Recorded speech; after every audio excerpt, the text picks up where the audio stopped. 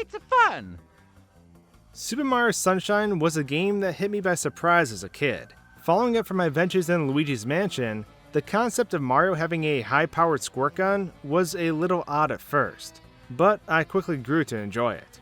More so, this game is one I find myself coming back to time and time again, because of its tropical feeling. I'd rummage around, flying to and fro across this tropical island just taking in the sights and sounds. However, I really never stopped to question the device I had strapped to my back.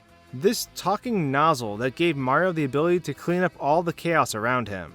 It was a scientific marvel, especially since that small little water tank was a mere illusion to the output F.L.U.D. really had. But how did it work?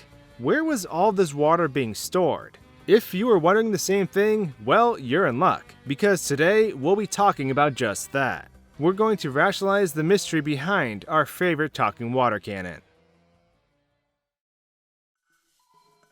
Now, to start off, my first instincts of course were to grab the tape measure and start jotting down the dimensions of things. This orb on Mario's back that holds all the water is just shy of 1/4 of Mario's height. If we get down to the nitty gritty and measure things out, it is about 23.2% of Mario's standing height, from boot to the tip of his hat. But that's a problem in itself. We really don't know Mario's height, and despite everyone trying to iron out the exact details of how tall he is, there are tons of inconsistencies across the board. Isle Delfino's proportions of everything are all out of whack. Mario is 1/2 the height of all doors, and he is a mere child in the presence of typical surfboards.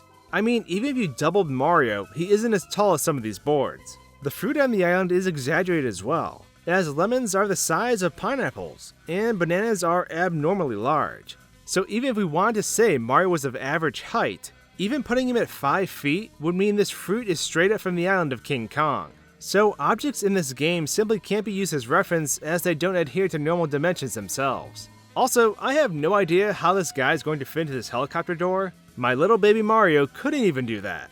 With that said, all these measurements truthfully would have been pointless after all. Technically, wherever this water is coming from surely isn't the small glass water ball on Mario's back. So my hopes of comparing ratios were a dead end anyways. Merely this bottle on Mario's back represents a suspended state of water. It's more than likely similar to how you jump into a small bottle in Nookie Bay, and then are transported to a large scale bottle which is full of hundreds of thousands of gallons of water. So some sort of portal is feeding the water from elsewhere. And in terms of EGAD, we can expect this to be true due to his other inventions in the Mario universe. This small glass orb could be huge, just like this bottle of water. So if I can't measure the exact output of the water through a sense of scale, then the only other option is to measure the output from a sense of force. Luckily for us, since the days of Super Mario Sunshine, which was a whopping 15 years ago. Wow, I'm getting old. Anyways, since it first came out, the technology behind one of its nozzles has become a reality to some extent. It was only a few years ago that we first caught the glimpse of water-powered jetpacks that were sweeping the world. For the first time ever, humans could experience the sensation of a real jetpack. They could fly around at their leisure, although they would become soaking wet in the process. Also, there was the whopping price tag of it all too.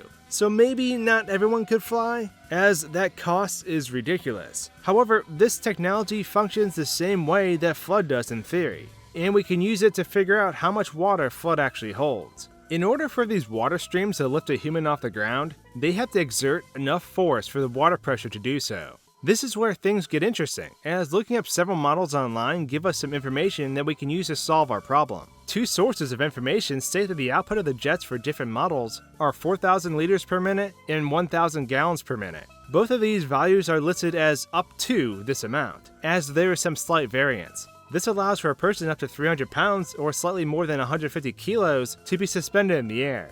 This gives us a working number to go off of. For this estimate, we'll go with the lower number, 1,000 gallons. 4,000 liters is about 1,057 gallons, by the way. If we time out Mario's usage of water, we can then convert that time frame into minutes, and then multiply it by our rate to discover how much water F.L.U.D. can actually hold in his mysterious tank.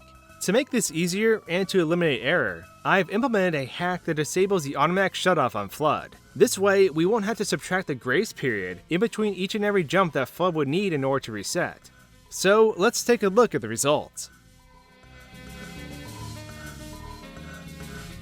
Having Mario exhaust his entire tank took 42.5 seconds on the nose, which is honestly a lot faster than I thought it would be.